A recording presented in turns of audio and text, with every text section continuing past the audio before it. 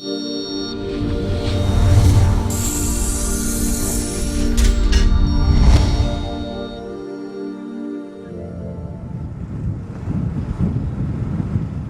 we're gathered here today in Miltown Cemetery on this, the 90th anniversary of the execution or brutal murder of Joe McKelvey and his three comrades, Rory O'Connor, Mellows and Richard Barrett, better known as the Four Martyrs.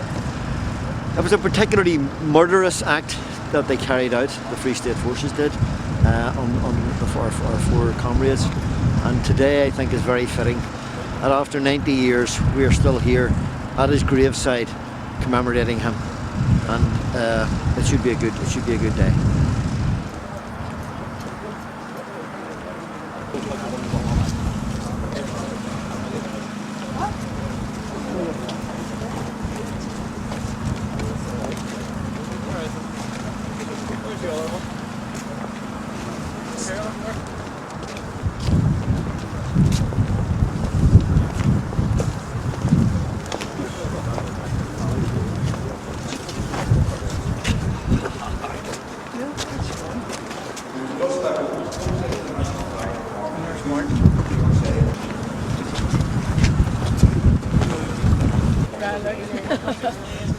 So on behalf of the Andersonstown Historical Society, I'd like to welcome you here today for the 90th anniversary of the murder of the Four Martyrs, Mellows, Rory O'Connor, Richard Barrett and Joe McKelvey, our own Joe McKelvey.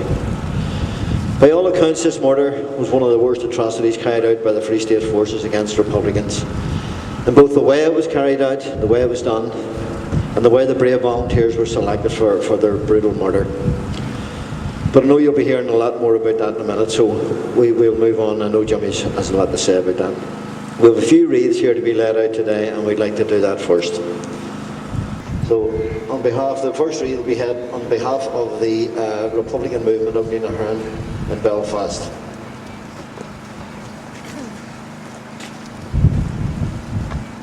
The Belfast National Graves Association.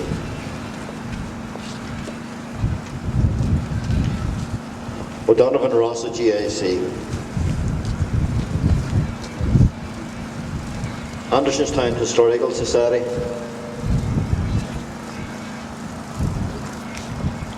The Roddy McCorley Society.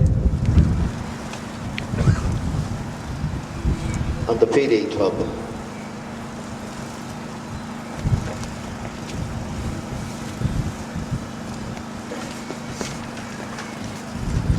I'd like to ask you to observe a minute's silence during which the flags will be lowered. And if everyone would just spare a thought for every man, woman and child who have given their lives in the cause of Irish freedom.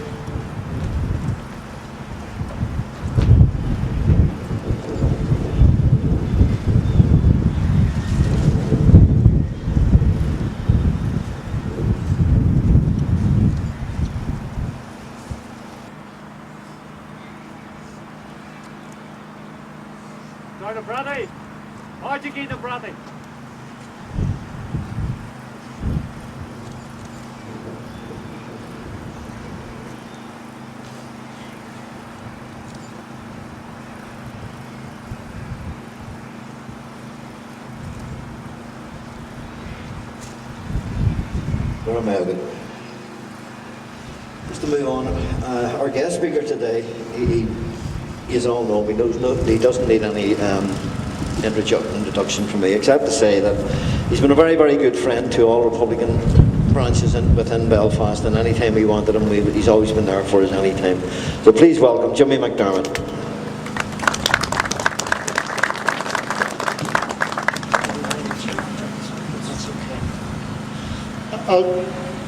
It's very good of everybody to come. I notice it's very, very cold. Some people are obviously very cold. I'll be as brief as I can. You'll excuse me, I'll just look at the time.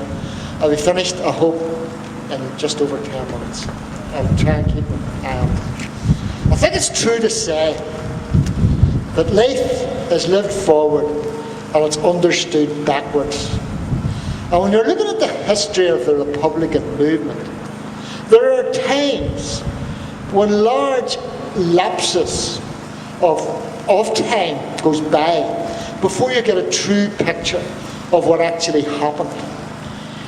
In the last 10 years, there has been a wealth of information which heretofore had not been available, which we can now examine and find out with some accuracy as to what actually happened in the turbulent times of 1918 to 23.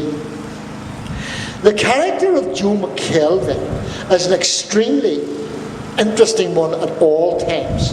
Long regarded, from what they already knew of him, as a very brave man, as a very decent man, as a much loved man by all who knew him, and without lapsing into hagiography, a man who was regarded well by all elements and all sides in the Republican movement. It is only now that we can get a clearer idea of what he was prepared to sacrifice. As I say, I'll be brief. He was born in Stewartstown, the son of a policeman, Patrick McKelvey. His mother was Rose McKelvey, who was a postmistress.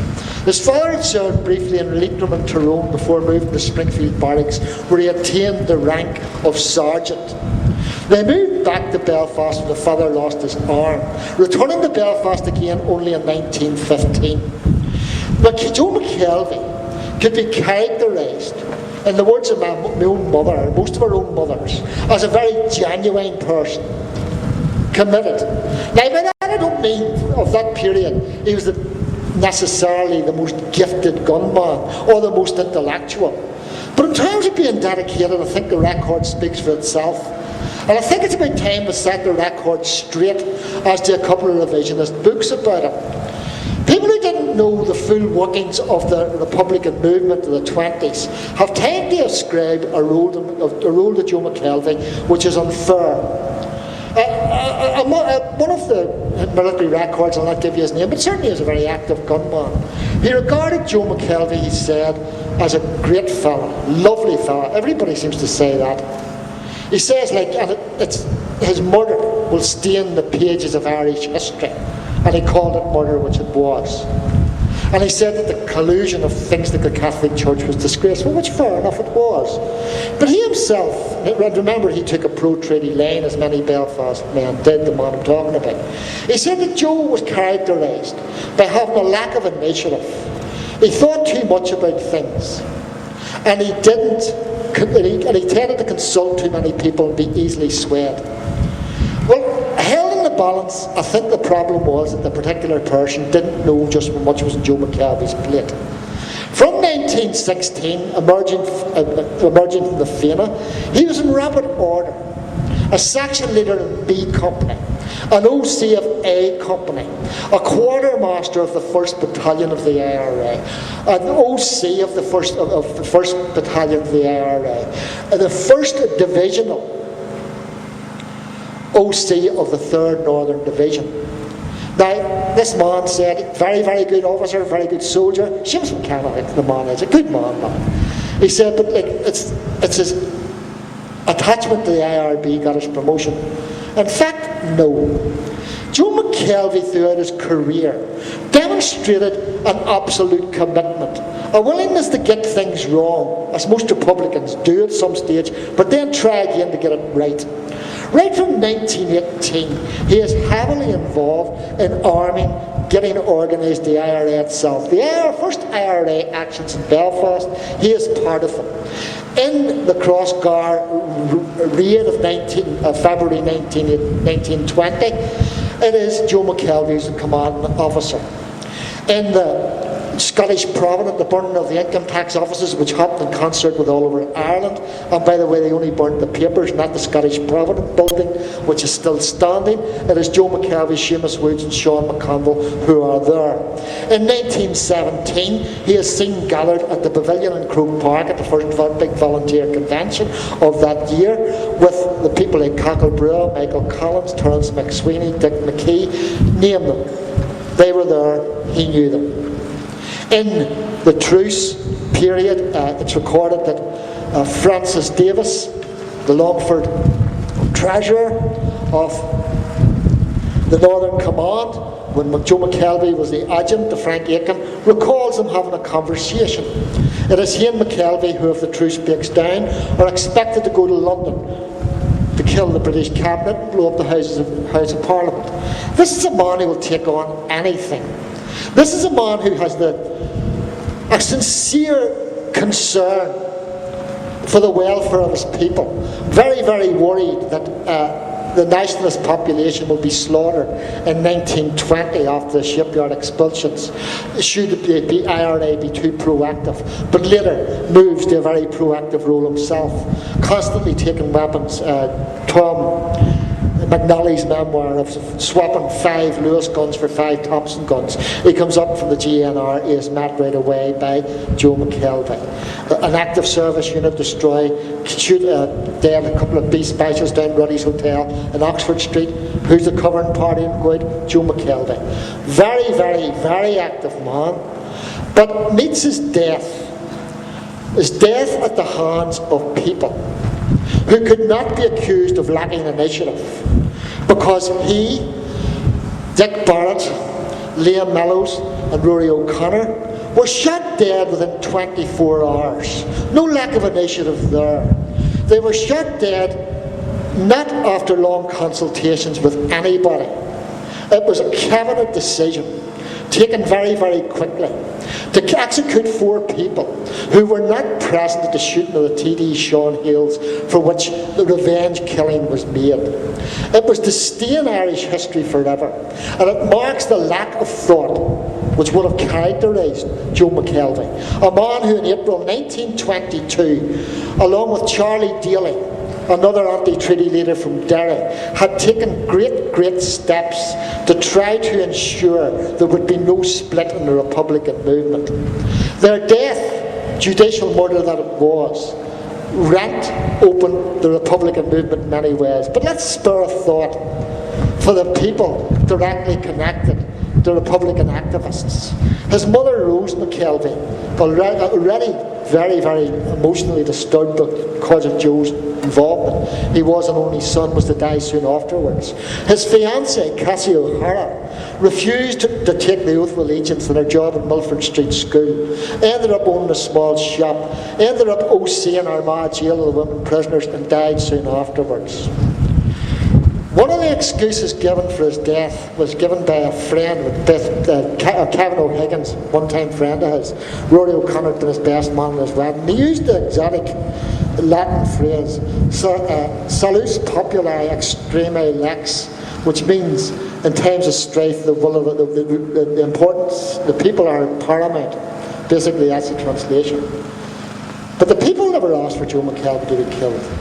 Revenge killings on a newly elected government, on a man not yet 24 years old, by a government not even a year in existence, gives little hope of democracy in Ireland. It gives little hope that an elected government in the 26 counties would want to see fair play in the south, the very fair play in the north, I beg your pardon, the very reason why Joe McKelvey left.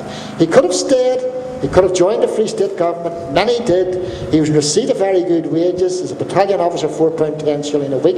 He could have married his fiancée. He could have got a desk job, and he could have been regarded as a hero. The fact that he gave all those things up on a point of principle is a shining example to anybody involved in the Republican movement today. Thank you very much.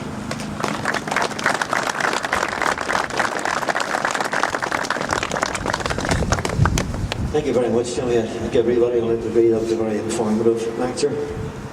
The one crowd I forgot to thank today, and it's absolutely fantastic to see them here. Please have a big round of applause for O'Donovan Ross and people. It's lovely to see them all here. That concludes today's meeting, our assembly. I'll ask the Guard of Honour now to be dismissed. Guard of Brother, Scavengate! Guard of Mila Mayorgov.